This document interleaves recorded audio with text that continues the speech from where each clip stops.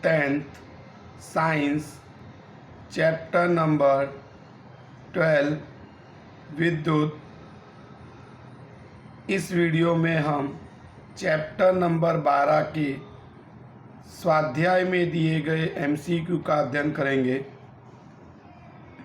पहला प्रश्न, प्रतिरोध R के किसी तार के टुकड़े को 5 बराबर भागों में काटा जाता है। इन टुकड़ों को फिर पार्श्व क्रम में संयोजित कर देते हैं। यदि संयोजन का तुल्य प्रतिरोध R डैश है तो R अपॉन R डैश का अनुपात का मान क्या है। तो यहाँ पर हमको एक चालक तार है, इस चालक तार का प्रतिरोध R है। अब इसके 5 समान भाग किए जा रहे हैं।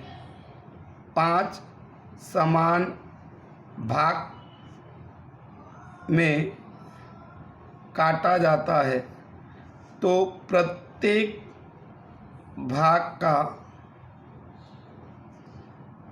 प्रतिरोध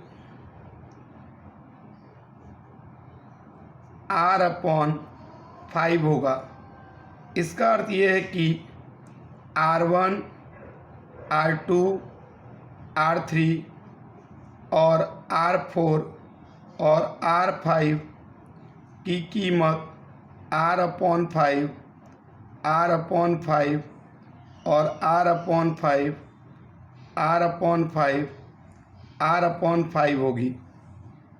तो इन 5 भागों को फिर पार्श्व क्रम में जोड़ा जाता है और उसके समतुल्य प्रतिरोध को R डैश कहते हैं।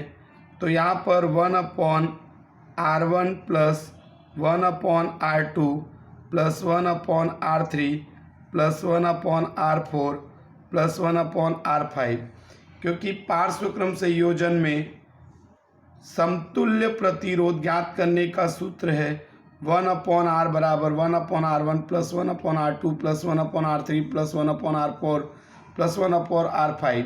लेकिन यहाँ पर समतुल्य प्रतिरोध को R डैश दिया, इसलिए यहाँ पर हम लिखेंगे R डैश।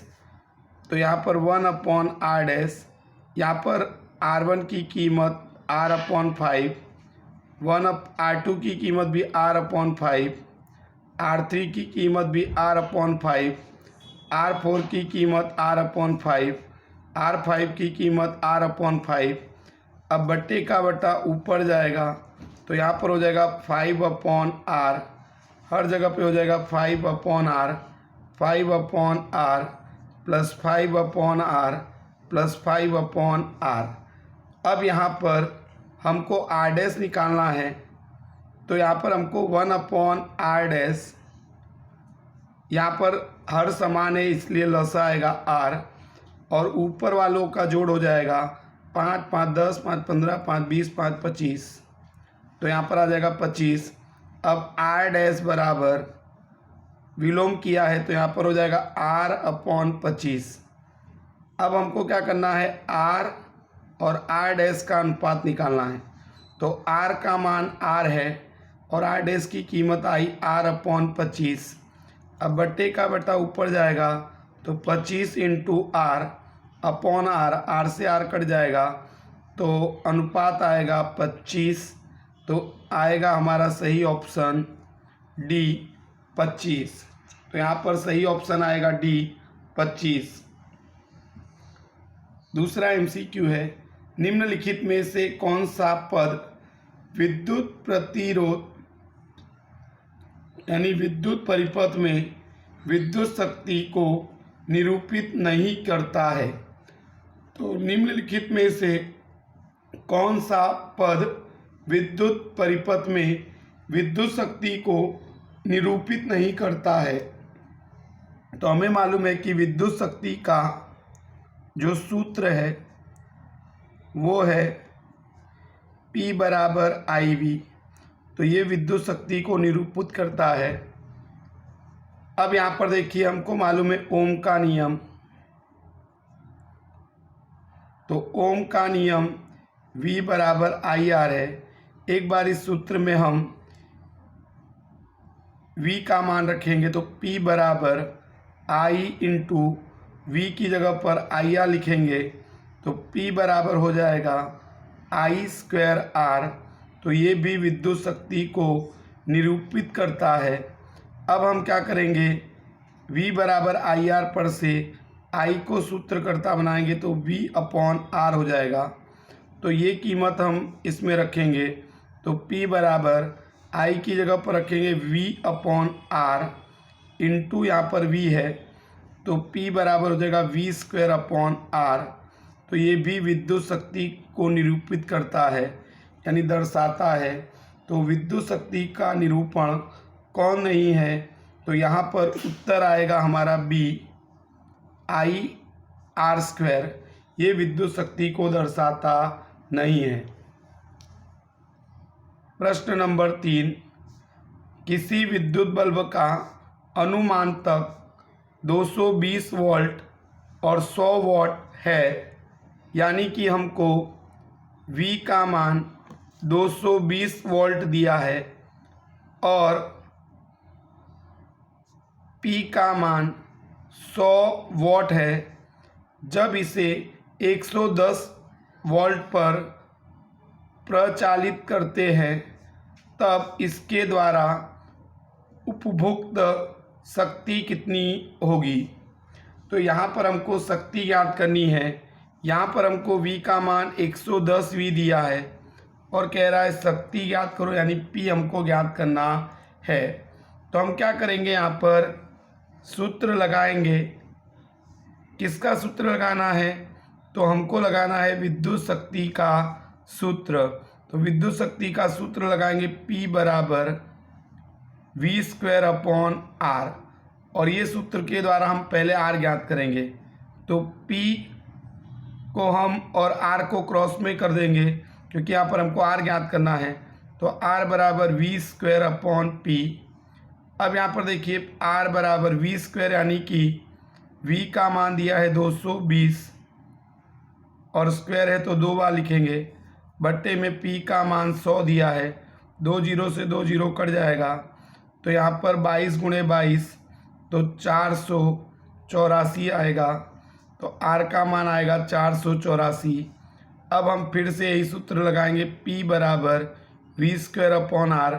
इस बार हमको P निकालना है तो हम क्या करेंगे कि P बराबर V का मान 110 दिया है तो यहाँ पर 2 बार 110 लिखेंगे। R का मान 484 हमने ज्ञात किया है। 11 से काटेंगे, 11 दाम 110, 11 चौक 44, 11 चौक 44, फिर से 11 से 11 चौक 44, 11 दाम 110, 2 से काटेंगे, 2 पंचे, यहाँ पे 2 दूनी 4, 2 पंचे 10, यहाँ पे भी 2 पंचे 10। तो P का मान आया 5 गुणे 5। तो यहाँ पर P बराबर 25 वाट। तो यहाँ पर आएगा हमारा D 25 वाट। चौथा MCQ है,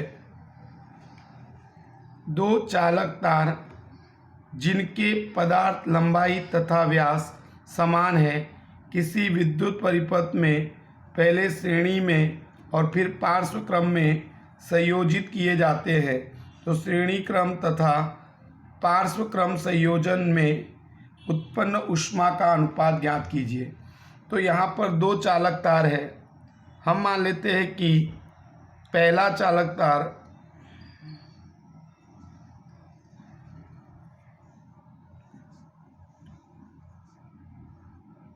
के प्रतिरोध को हम R1 कहेंगे, वो R है, और दूसरे चालक तार के प्रतिरोध को R2 कहेंगे, वो भी R है। क्योंकि दोनों चालक तार समान पदार्थ और समान लंबाई और समान व्यास के हैं, इसलिए दोनों चालक तार का प्रतिरोध समान होगा, यानी दोनों चालक तार का प्रतिरोध R होगा। अब हम क्या करेंगे, यहाँ पर पहले श्रेणी के लिए ज्ञात करेंगे। तो श्रेणी क्रम के लिए तो यहाँ पर हम उसको बोलेंगे R डैश, तो हो जाएगा R1 प्लस R2। तो R डैश हो जाएगा आर प्लस आर, तो आर डैश हमारा होगा 2r, तो हमारा आर डैश आया 2r। तो यहाँ पर अब हमको क्या करना है, पार्श्व के लिए निकालना है। तो हम इनको क्या करेंगे, 1/r डबल डैश बोलेंगे, 1/r1 plus 1/r2 1/r double dash. यहाँ पर 1/r1 है r और 1/r2 भी है r, हर समान है, इसलिए यहाँ पर हो जाएगा 2/r।